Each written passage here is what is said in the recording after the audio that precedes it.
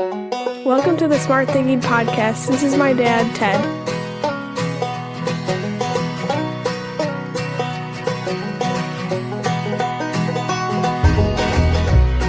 Welcome to the Smart Thinking Podcast. I'm your host, Ted Knightsky. Have you ever been in a situation where something goes wildly wrong and everyone wants to help but no one knows what to do? Or there is a predictable issue and too many people jump in to support, which creates confusion and increases disengagement?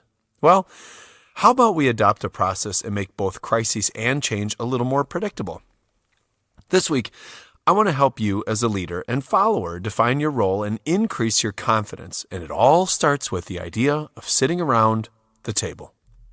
Now, before we get into the process, let's look at the problem. Too often in organizations, things occur and no one seemed to have thought about what to do or planned for unforeseen events or potential issues. This is because many times too few leaders are developing and implementing plans that are successful, or they're ignoring or have forgotten about the wisdom of the crowd. In other words, there are a handful of people in a windowless room without any oxygen making decisions that impact entire organizations or groups of people without considering everything that could potentially happen, both good, bad, or indifferent. So they need to utilize the wisdom of the crowd. And what is the wisdom of the crowd? Well, first of all, it's a great book. And if you haven't read it, you need to read it, especially if you're a math teacher, because it breaks down the probability of an entire group of people being correct opposed to just a handful of people being correct. And the wisdom of the crowd expresses the notion that the collective opinion of a diverse and independent group of people yields the best judgment for the entire group. In other words, the more voices, the more ideas, the better the outcomes. Any opportunity to increase the wisdom of the crowd, we should always take. And this can best be done by sitting around the table and developing processes for implementation if ideas or dealing with issues has to be done.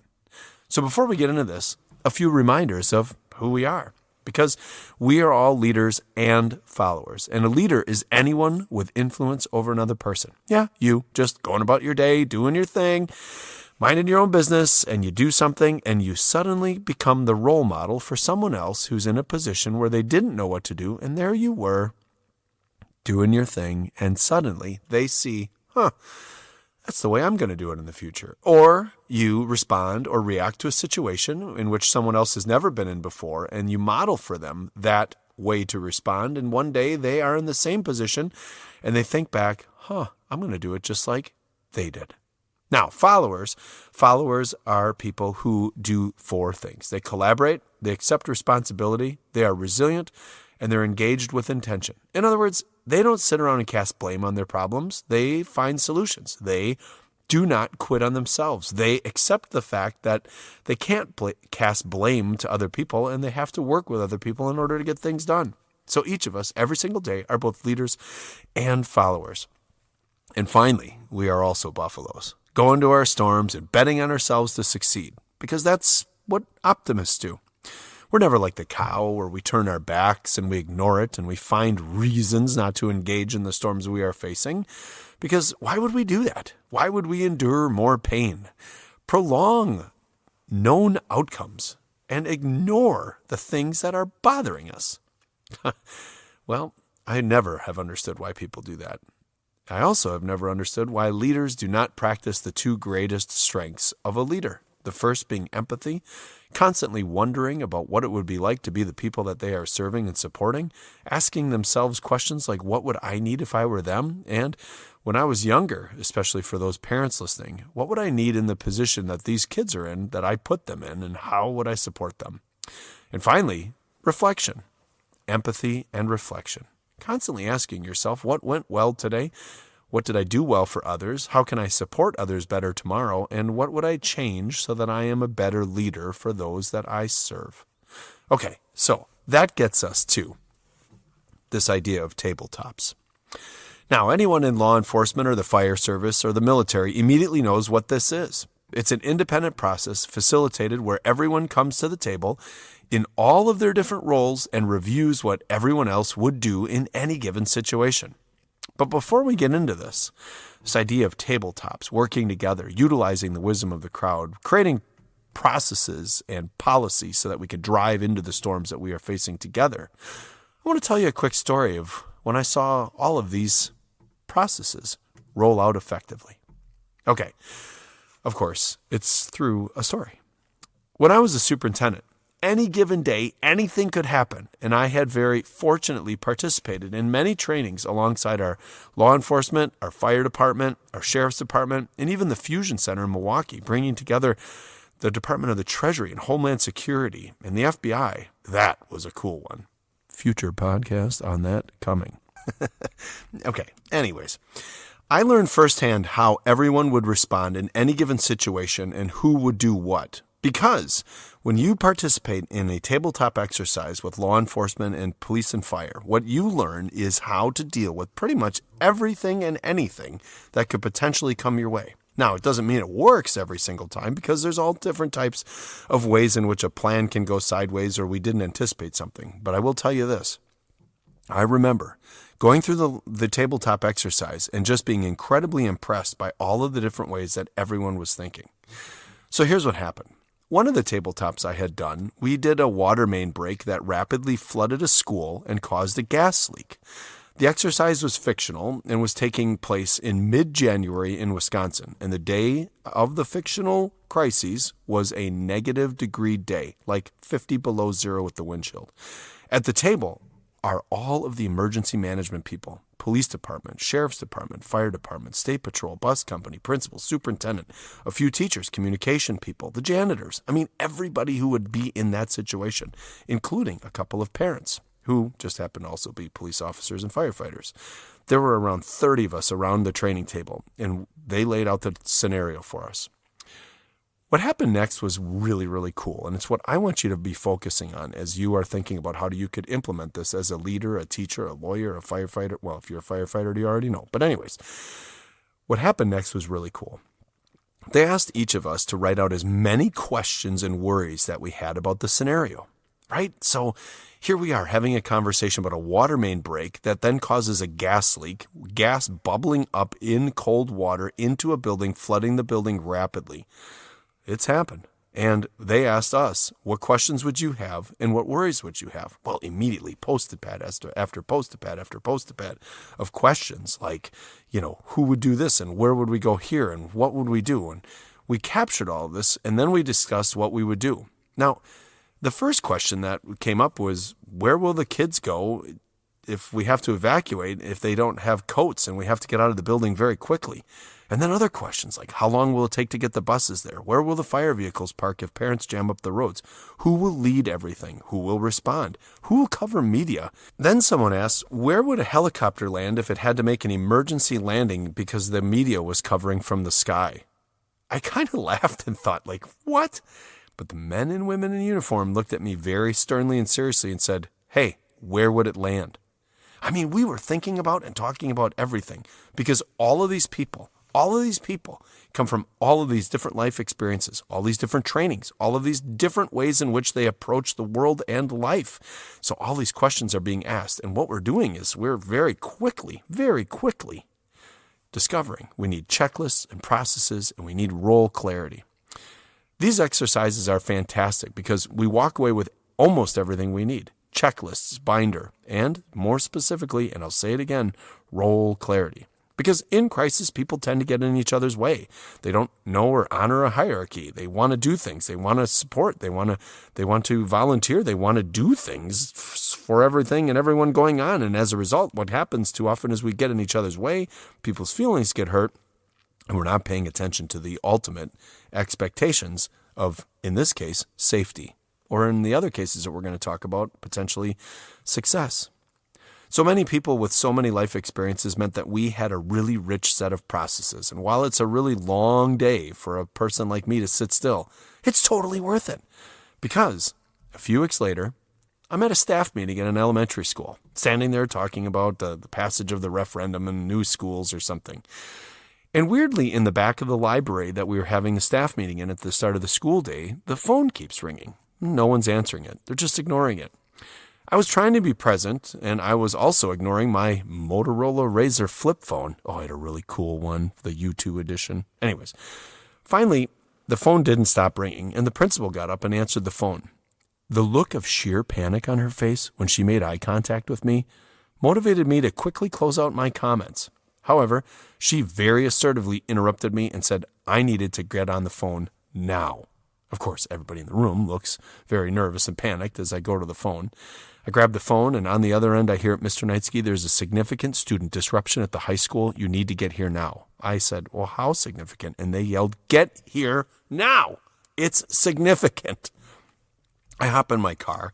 I called my friend on the police department. I asked what's going on. He says, "You need to get to the police department. I'm on my way right now." I said, "Am I going to get a ticket if I fly through town?" He goes, "You don't have to worry about a ticket. There's no cops anywhere near where you are. They're all heading to the high school."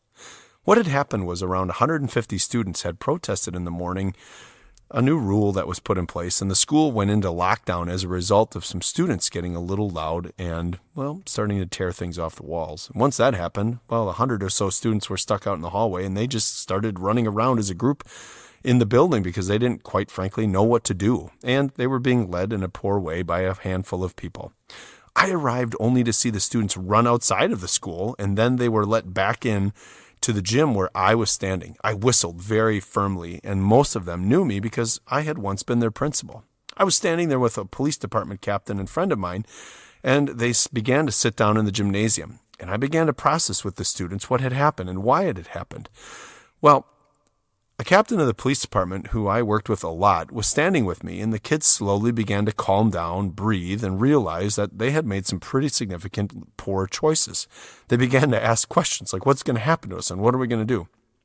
And I thought the kids were calming down because of me and my friend on the police department. Well, as I was explaining my expectations, I began to notice that the students' faces were changing, and they began to look more and more concerned. And I was very impressed with myself, and I thought, I'm really getting through to them.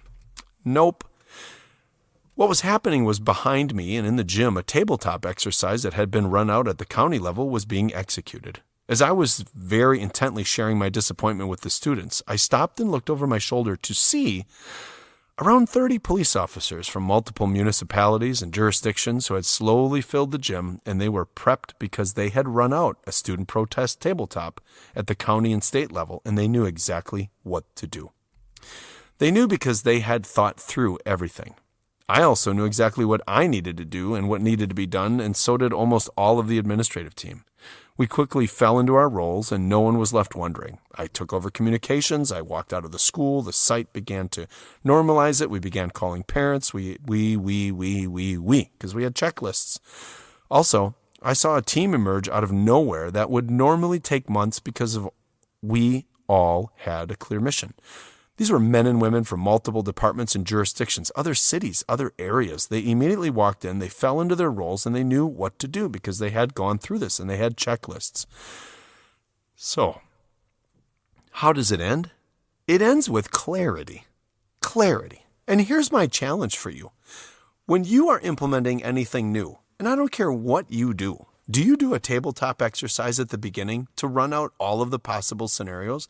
To ask yourselves, what are our goals? Who should be here? What are the rules? Do you have things that you do in place to make sure that you confirm any assumptions or biases that you have? Do you have backup processes? Do you put yourself, do you? You probably don't, because I didn't until I learned about this. So what is a tabletop exercise? Well, tabletop exercises are discussion-based sessions that help specifically law enforcement or any organization prepare for emergencies, disaster, crisis, or implementation of strategy. They are a role-playing activity where participants discuss their roles and responses to any scenario. And the purpose is very clear. It helps participants prepare for anything that will come their way.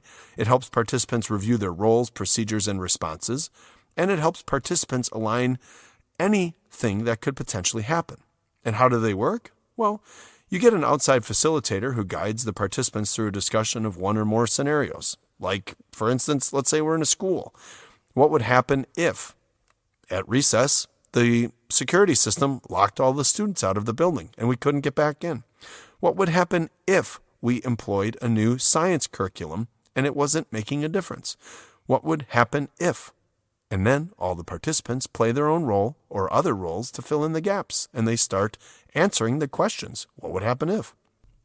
I know it sounds crazy, but it's the best process I've ever participated in because all the participants know their role when they're done. They fill in the gaps. They review their roles, procedures, and responses, and then they own it. They own it because they've run through it. They can then anticipate it. They can visualize what will happen, and when the scenario happens, they can respond because they've practiced. Yes, practiced. We would never take the field or the court without having once at least played the game, so why not run out tabletop exercises to see, well, what could happen, good, bad, or indifferent, when we roll things out, whether they are crisis-based or anticipated changes. Why not? So how do you do this? Well, first, you conduct a tabletop exercise by setting the goals. What is it we want to be able to know and do by the time we're done? You are intentional about selecting as many participants who would be relevant and applicable to the scenario or situation and get them to the table. You set in place ground rules and norms about this is what we will do here and this is what we will not do here. Key is what we will and what we won't do. Then you develop the scenario, which ideally you've done in advance. You confirm assumptions and you let people ask all of the questions that they have so that you can go through them, and then you run out the exercise. All right, here we go. We're going to roll this out, and then let's see what happens. Here's one of the things that I would highly encourage you to do. Most of the listeners of the podcast have a friend or an acquaintance who is in law enforcement or the fire services or the military. Have them come in and teach you how to do this because it's really powerful. And if they're really fun and they're close friends, have them facilitate it for you.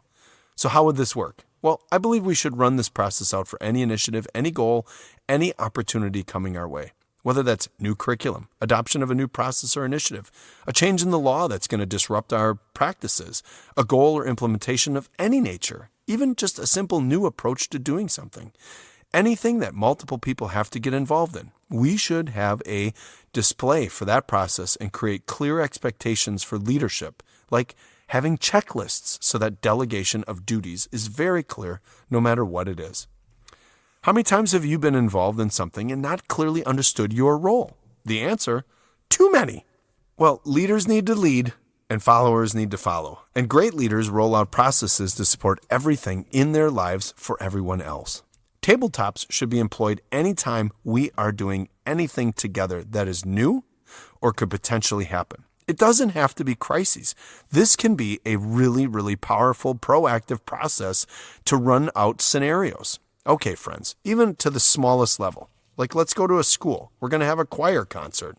What could go right? What could go wrong? Whose jobs are what? That way there's no frustration in the end. Because an unspoken expectation can never be met. And when you run out a tabletop exercise, well, the expectations are very clear. Okay, remember the process. For instance, we're going to go on a trip together. What questions does everyone have about the trip? And then questions start to emerge, like what happens if we run out of gas? What happens if we get a flat tire? What if we get to the hotel and it's overbooked? What if the restaurants that are in that area are all closed for a local holiday? What if our credit cards get stolen? What if the rooms are too small? What if the VRBO is gross? I mean, do you think through these things? Or do you lay in bed at night creating narratives that spin about all the things that could go wrong?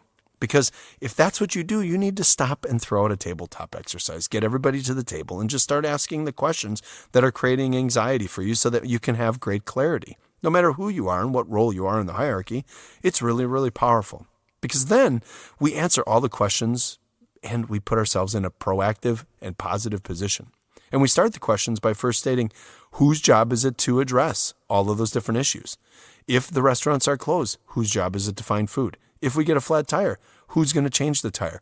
Where's the closest place to get a new tire? Where would we go? Is there a Costco on the route?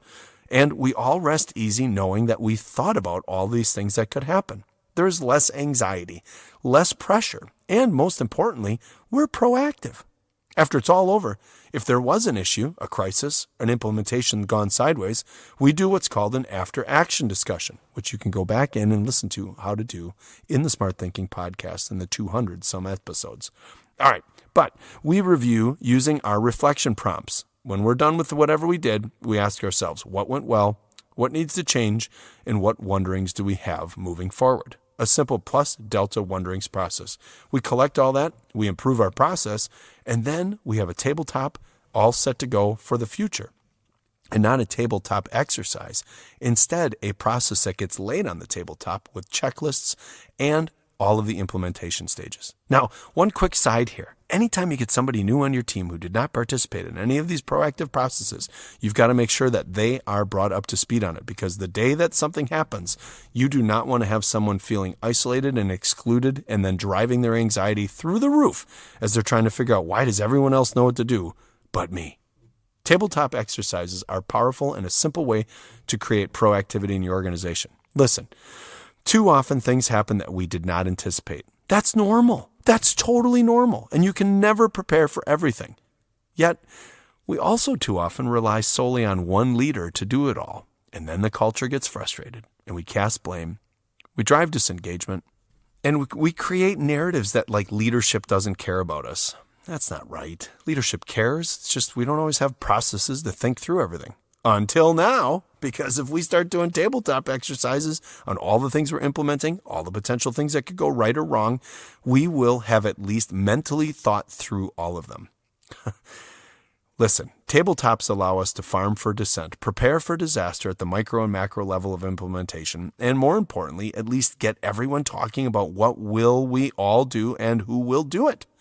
Checklists are powerful tools that create confidence in the issues that we face and, more importantly, empower people to understand what they can or can't do. Now, a final thought on this.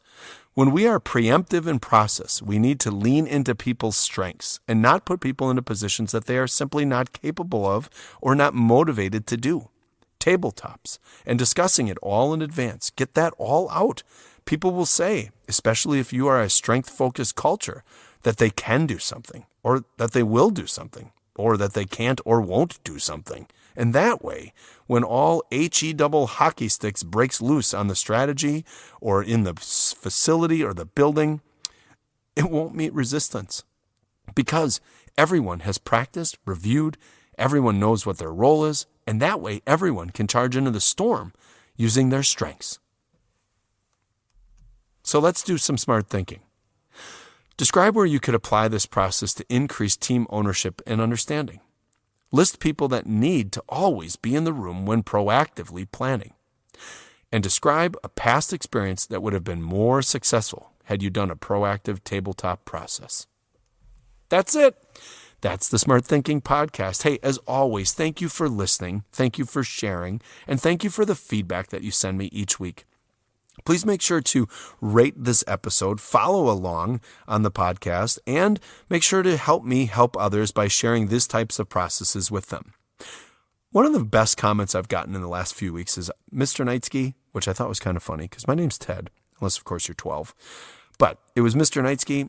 Here's the deal. I forwarded one of your podcasts off to my principal, and I asked them to listen to it, and then I scheduled a time to meet with them to discuss how she could implement that in our school. She listened, we discussed, and we implemented the bingo process to celebrate everything. That just made my day. And not because of the feedback, but because of two people leading together, leaning into the storm that they are facing, and finding a process and solution to do something. Okay, finally, thank you to the Well Pennies for the great music. I can't tell you how much I appreciate the fact that I get to play for you good, solid music each week and change it up so that you can end the podcast on a joyful, optimistic note. Two last things here for you. One, here is something I would really encourage you to do. I want you to find someone who works in emergency services, law enforcement, fire services, or the military, and ask them about tabletops. Investigate with them, hey, how could I use this in what I do? Because it really doesn't matter what you do. It matters on how strong you are at creating networks of support for things that you had never thought of. I mean, all the different ways we can learn from other people. So if you can, reach out to someone who is in those services and get yourself invited to a tabletop. And no matter what you do, these men and women are amazing at creating planning and developing checklists and supporting proactive processes. Because when you sit there, you will learn so many different ways to apply this in the 3 Ps, your personal life, your professional life, and the things within your purview. And the second thing I want to do is say thank you to all of you who ordered the book, Duke's Storm. If you have not yet ordered it, my first children's book that I wrote with my great friend Allison, who illustrated, I've dropped the pre-order link back into the podcast. We're shipping in a few weeks, and all pre-orders come signed and with a few stickers for you. I just want you to know that I appreciate you and your consideration. I mean, we sold almost 200 of those books in a week on pre-orders, and if you didn't get yours yet, get it now. And while you're there, when you click on the link, you can also go in and see all of the other products that we have that you can purchase to support you, whether you are teaching math, whether you are leading other people, and whether you just want a whole bunch of buffalo stickers for your culture. Because you'll see in the store, you'll get almost all the products I've ever talked about on the podcast now. Okay, enough selfless promotion. This week, bring great energy into your world. Come on. I mean, you've got the opportunity every single day to change the direction of other people. So do it. Commit, and then bring a willingness to address the issues you are facing by demonstrating to other people that you will, whether that's through a tabletop process or any process that you are using. Because that's what we do as Buffalo leaders. We see the problem, we face it, we use process to get through it, and then we come out on the other end, happier, mentally healthier, and stronger because we proactively challenged the storm. Love, please bring your heartbeat, bring your silent song to life.